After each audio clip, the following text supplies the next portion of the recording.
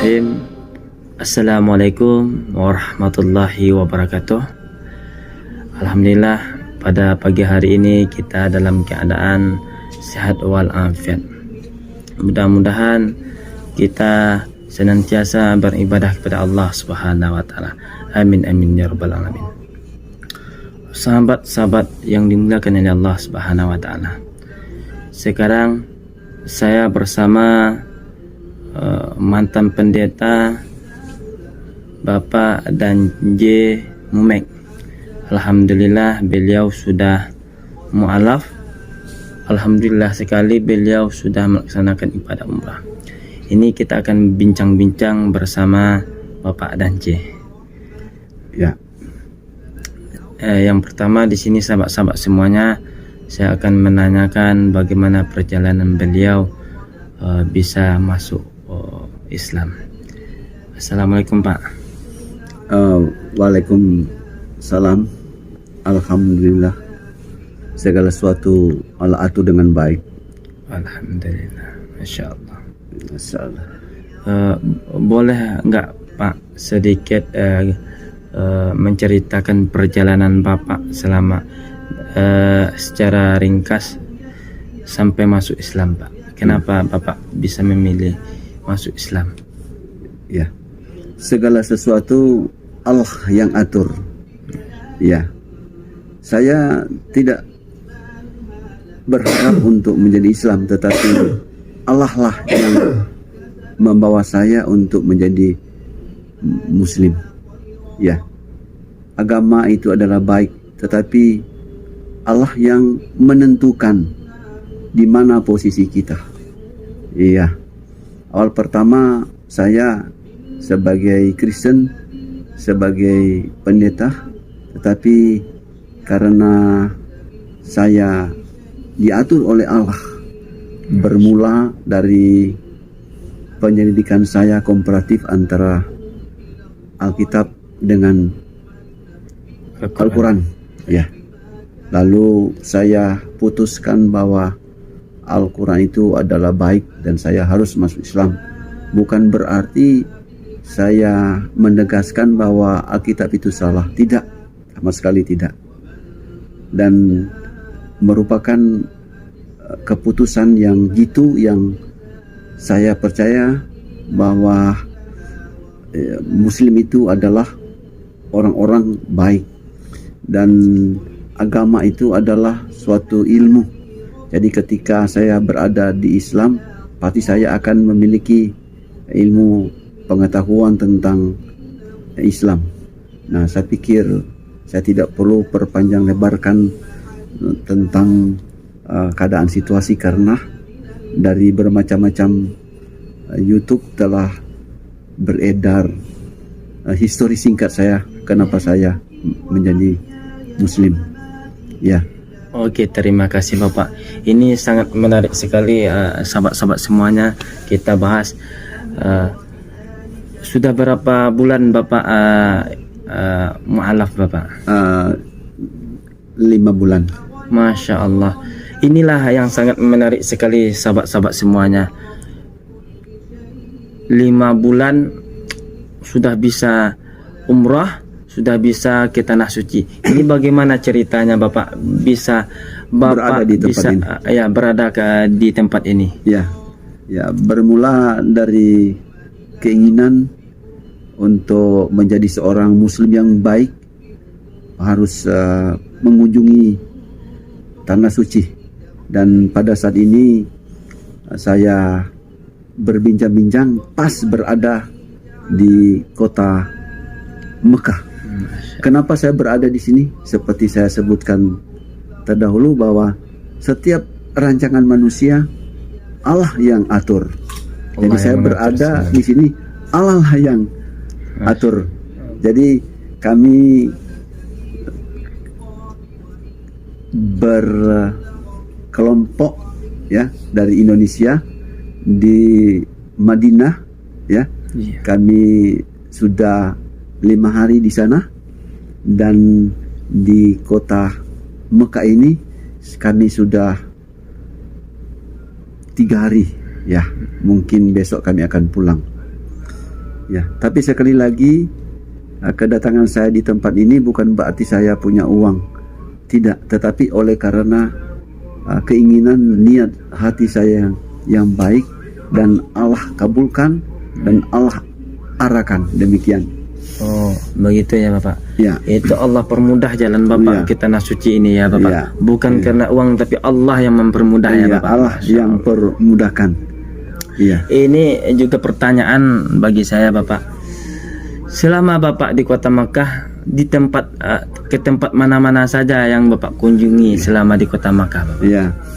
Selama saya ada di kota Mekah ini, pertama-tama saya kunjungi itu Ka'bah Allah itu sendiri. Masya Ya, Masjid Haram. Ya. Masjidil Haram ya Bapak. Ya. Ya, Masya Dan saya juga sering nanya kepada mentor saya kenapa itu disebut haram, ya. Dan dia menjawab bahwa berada di kota Mekah itu mesti tulus hati. Ada betul. larangan-larangan yang Allah Subhanahu wa taala larang, jangan kita ikuti. Artinya ada aturan dengan keterbukaan hati menerima Allah sebagai satu-satunya Tuhan. Dan saya memperhatikan di kota Mekah ini, ya, ada begitu banyak umat manusia, jemaat muslim kunjungi kota ini, terutama tujuan mereka adalah sholat. Ya, ada yang diutus untuk umroh, Masya ya, Allah. mengelilingi Ka'bah, Ka'bah, tawaf, ya, tawaf selama 7 kali. 7 putaran. Nah, 7 putaran. Saya menyimpulkan kenapa harus mengelilingi Ka'bah selama 7 putaran. Saya ngerti bahwa angka 7 adalah angka sempurna. Lalu mengelilingi itu adalah gerakan kita untuk berdoa kepada Allah. Nah, ini mengandung pengertian bahwa hidup manusia itu, khususnya muslim, dia harus bersentral kepada Ka'bah Allah itu sendiri. Semua umat manusia di muka bumi ini berkiblat kepada Ka'bah. Nah, itulah langkah hidup manusia sejak awal dan akhir harus berkiblat kepada Ka'bah itu. Dan semua kegiatan yang dilakukan oleh manusia itu termasuk saya harus juga meminta ridho izin Allah. Dan hidup itu hanyalah sekali, harus menyembah Dia sebagai Tuhan satu-satunya. Ya, lalu saya melihat juga di sisi Ka'bah itu ada batu hitam yang disebut Hajar Aswad. Ini adalah batu, ya, ciptaan Allah. Jadi sesuatu yang diciptakan oleh Allah itu bukan sesembahan. Sekali lagi saya klarifikasikan bahwa umat muslim itu bukan menjadikan batu itu Allah, tetapi hanya menghormati sebagai ciptaan Allah. Umat manusia, khusus para umat yang datang dari bermacam-macam negara itu berusaha menyentuh atau mencium batu itu. Iya, Hajar Aswad. Sekali lagi saya katakan, mereka mencium, mereka menyentuh, bukan menjadikan batu itu sebagai Allah, tetapi menjadikan batu itu sesuatu penghargaan, salah satu ciptaan Allah. Konon ceritanya saya dapatkan dari orang-orang yang ada di Mekah ini bahwa batu itu adalah batu dari surga, ya, yang manusia pertama taruhkan di Ka'bah, karena berdasarkan sejarah dan ungkapan para ustadz, ungkapan para ahli, bahwa pertama-tama manusia mendirikan Ka'bah itu adalah manusia pertama, Adam, dibantu oleh para malaikat. Jadi manusia pertama yang atur segala sesuatu, dan Nabi Muhammad SAW meneruskan, dan berdasarkan wahyu yang Allah taruh kepada Nabi besar Nabi Muhammad Sallallahu Alaihi Wasallam menganjurkan bahwa semua umat manusia menyembah Allah harus berkiblat kepada Ka'bah itu. Lalu saya memperhatikan dari 8 meter dari Ka'bah ada monumen Ibrahim yang diatur sedemikian rupa, dan kelihatan di situ ada dua dua tapak kaki. Nah, ini menunjukkan bahwa Ibrahim pernah menginjak di sini. Bahkan ada ungkapan para ahli bahwa Ibrahimlah salah satu merenovasi Ka'bah ini, betul. lalu diteruskan oleh Ismail dan terus menerus terpelihara oleh anjuran raja yang ada di Mesir ini, sehingga Arab diizinkan Saudi, ya maaf sekali lagi di Arab Saudi ya bukan Mesir tapi Arab Saudi. Mereka mengizinkan untuk umat manusia, umat Islam dapat mengunjungi tempat ini untuk menyembah, beribadah kepada Allah. Karena para ahli juga mengungkapkan berdasarkan dalil bahwa kalau kita beribadah di rumah kita masing-masing pahalanya 1, lalu di tempat ibadah masjid itu pahalanya 27, sedangkan di Masjidil Haram haram pahalanya 100.000, lalu di Masjid Nabawi pahalanya 1.000. Ya. Jadi dengan adanya ini ada 2 masjid yang sangat terkenal yang banyak dikunjungi oleh umat Islam, yakni pertama Masjid Masjidil Haram, Haram Masjid yang Nabawi. ada di Mekah ini, yang setelah saya kunjungi ya setiap hari selama 3 hari, dan telah kami juga kunjungi Masjid Nabawi Di Madinah ya Bapak. ya di Madinah. Oke.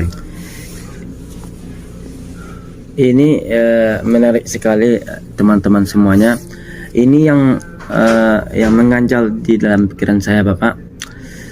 Bagaimana di dalam hati Bapak sekarang semenjak Bapak mu'alaf sudah sampai di kota Makkah, bagaimana keyakinan Bapak untuk masuk Islam ini Bapak? Ya, setelah saya masuk Islam ini, saya merasa bahwa ada damai, ada sukacita, dan biar saya istiqomah mati dalam keadaan Islam. Masya Allah. Ya, la ilaha illallah, tidak ada Tuhan selain Allah yang disembah di muka bumi ini. Ya. Lanjut kita ke cerita sejarah Bapak tadi, kisah Bapak tadi di kota Makkah, perjalanan Bapak tadi di kota Makkah. Tempat mana saja yang Bapak kunjungi selama di kota Makkah tadi? Di Masjidil Haram yang pertama. Oke. Selain saya kunjungi masjid di Madinah, Masjid Nabawi, saya kunjungi Ka'bah, Masjid Haram, lalu juga oleh perantara diizinkan kami kunjungi rumah kediaman orang tua dari Muhammad Sallallahu Alaihi Wasallam, dan menurut para ahli rumah tersebut adalah rumah kelahiran Nabi besar Muhammad Sallallahu Alaihi Wasallam, yang jaraknya kurang lebih 100 meter. Ya, 150 meter. Ya. Ya, perkiraan 150 meter. 150 sampai 300 ya, Bapak. Ya, ini. Nah, saya melihat bahwa rumah itu telah menjadi perpustakaan.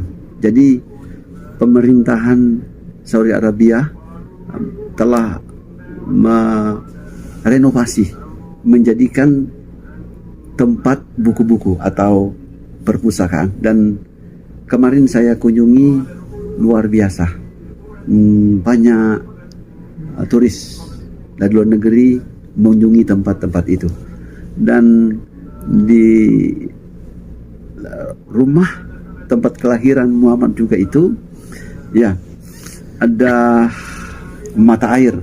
Jadi jaraknya di antara Ka'bah dengan mata air itu sekitar 150 meter sampai 200 meter, dekat sekali. Dekat sekali. Nah, konon ceritanya ini menurut para ahli Muslim, dan saya yakin juga itu berdasarkan dalil dalam Al-Quran. Karena saya masih baru masuk Islam, jadi saya belum selidiki, tetapi berdasarkan fakta bahwa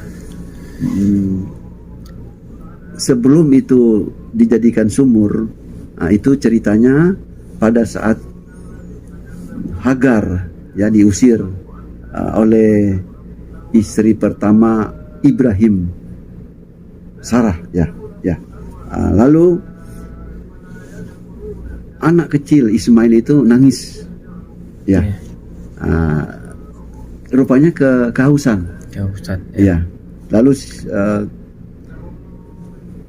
orang tua dari Ismail itu melihat seperti ada mata air.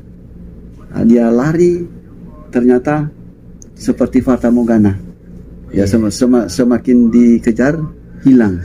Nah, demikian. Lalu dia balik lagi. Lalu dia lihat lagi, balik lagi. Ya.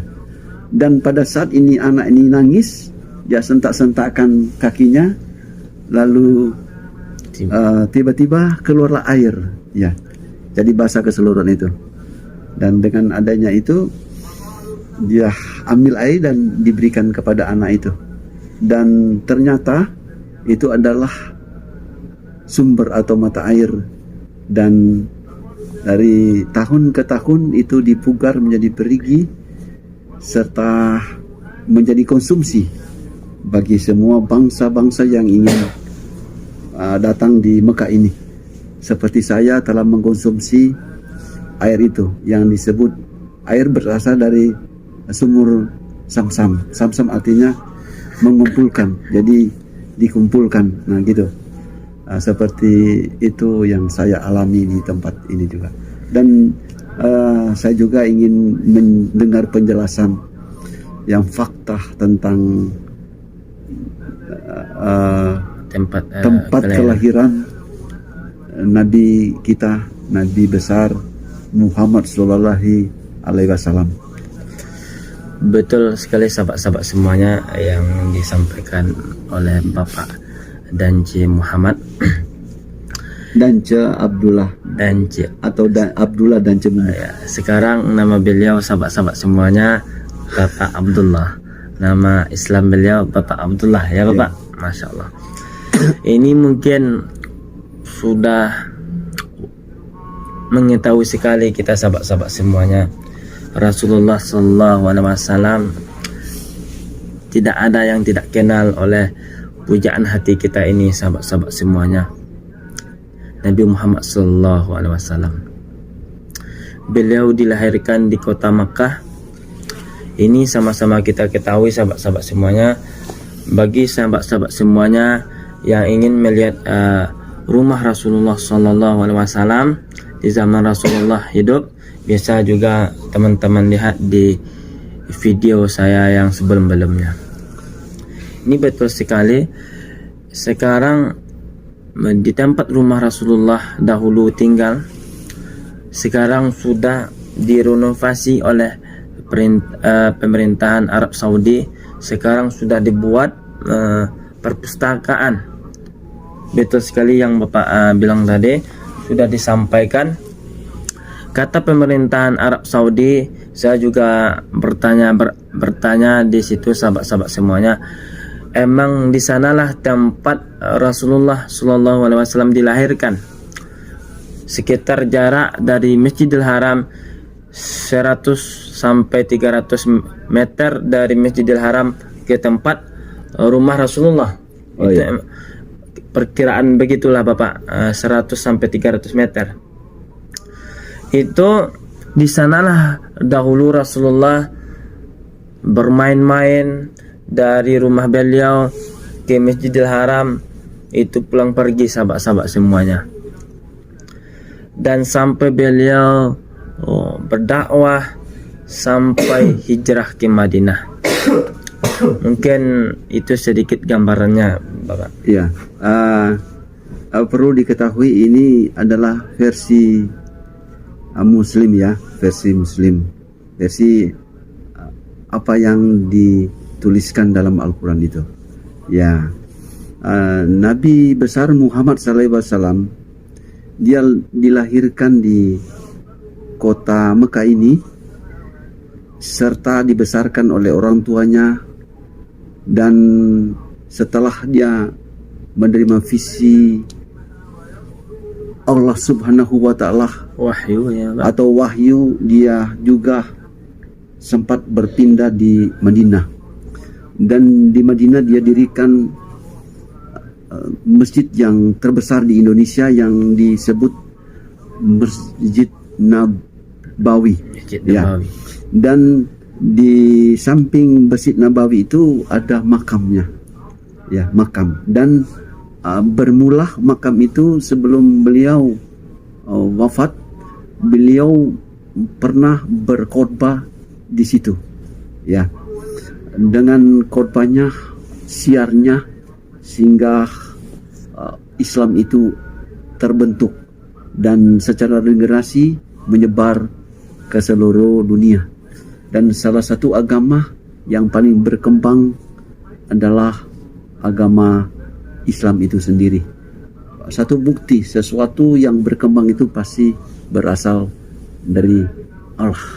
Ya, Betul sekali, Pak. itu tambahan saya. Karena Anda adalah sudah berpengalaman di sini, kita kemarin kunjungi tempat yang sering juga dikunjungi oleh berbagai-bagai bangsa di satu gunung yang disebut Jabal Rahmah. Ya, Ya, betul sekali. iya, luar biasa. Ya, Iya. itu kalau kita lihat, Bapak, Jabal Rahmah ini seluruh penjuru dunia yang umrah pasti di sanalah orang mengunjungi, melihat kebesaran Allah Subhanahu wa Ta'ala, pertemuan kakek kita yaitu Nabi Adam dengan Siti Hawa ini, Bapak.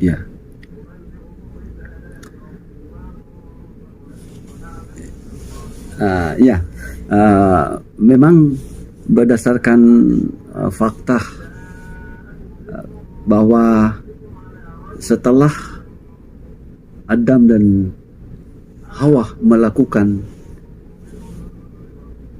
dosa makan buah yang dilarang, lalu Allah sendiri mengeluarkan mereka dari Taman Eden atau Taman Surga, ya, dikeluarkan sehingga mereka menginjaki bumi. Nah, berdasarkan keterangan para ahli sejarah dan dalil, mereka pertama-tama bertemu itu di bukit itu, ya. Ya, betul sekali, Ya, Bapak. bukit Jabal Jabal Rahmah. Rahmah. Jambal. Jabal Rahmah. Jambah artinya gunung. Iya. Rahmah kemurahan. Ada kemurahan Allah, ada rahmat Allah, sehingga Adam dan Hawa bertemu, dan sejak itu ada kehidupan umat manusia secara regenerasi sampai sekarang. Kira-kira begitu ya.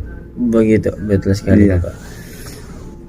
Lalu saya tambahkan bahwa lembaga yang tertua di muka bumi itu adalah keluarga, ya, yakni dengan rancangan Allah otomatis Adam dan Hawa itu diatur sehingga mereka kawin, lalu turun temurun, ya, Kain, Habel, dan terus laki-laki dan perempuan Allah izinkan lahir melalui Adam dan Hawa.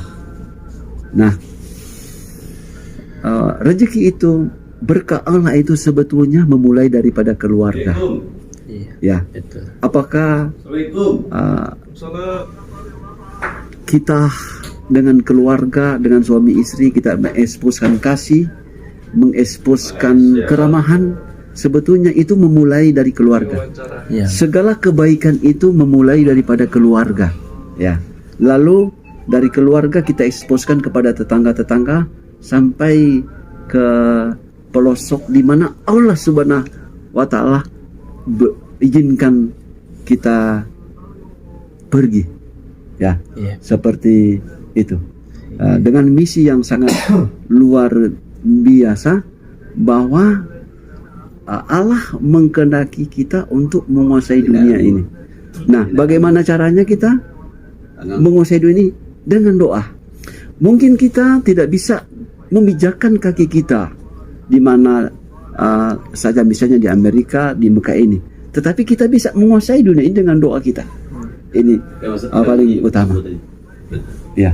Iya, betul sekali Bapak. Ya. Itu dapat kita simpulkan ya Bapak. Iya. Rezeki itu Allah yang mengatur. Baik itu diturunkan dari keluarga, begitu ya Bapak. Iya. Masya Allah. Oke. Baik, ini penutup Bapak di video kita ini. Apa pesan-pesan Bapak untuk kita semuanya, untuk yang belum dapat hidayah? Ya. Saya hanya memberikan pesan singkat saja. Setiap manusia itu ada jalan kehidupan dan Allah yang mengatur. Ya. Itulah sebabnya mari kita kembali ke kepercayaan kita masing-masing. Yang belum mendapatkan hidayah tetap melakukan kebaikan, karena Allah itu adalah Allah sangat pemurah. Ya. Di mana saja kita berada, kita tebarkan kebaikan, maka keberuntungan itu ada di sana. Ya, saya pikir saya tidak perlu panjang lebar komentar ini. Ya, hal yang saya ingin sampaikan bahwa kami berdialog ini menyampaikan sesuatu dalil, apakah sejarah itu dalam versi Muslim. Tapi kalau versi non-Muslim itu lain lagi. Jadi biarkanlah kita memiliki pandangan yang berbeda-beda, tapi dengan jelas perbedaan itu indah. Ya, bukan berarti kita memiliki paham perbedaan itu indah, lalu kita mengakui bahwa semua agama itu berasal dari Allah. Seperti kata pluralisme. Pluralisme itu kemanjabukan agama. Di Indonesia ini ada begitu banyak agama. Ya. Iya, betul. Yakinlah sesuai dengan keyakinan Anda. Ya, saya yakin sebagai Muslim, dalam nuansa hidup saya, Muslim itu adalah yang terbaik. Muslim itu adalah agama yang benar. Dan saya tidak mempersalahkan kepercayaan orang lain. Tetapi saya tetap akui bahwa hanya satu Allah saja. Allah Tauhid, Allah satu-satunya yang disembah, yaitu Allah Subhanahu wa ta'ala. Ya, terima kasih Bapak. Begitulah pandangan beliau. Mudah-mudahan Bapak selalu istiqamah dalam keyakinan, ibadah, dan kedepannya lebih apa lagi? Lebih istiqomah lagi ke depannya. Amin amin ya rabbal alamin. Mungkin sekian sahabat-sahabat semuanya bincang-bincang kita bersama Bapak Abdullah. Terima kasih Bapak. Assalamualaikum warahmatullahi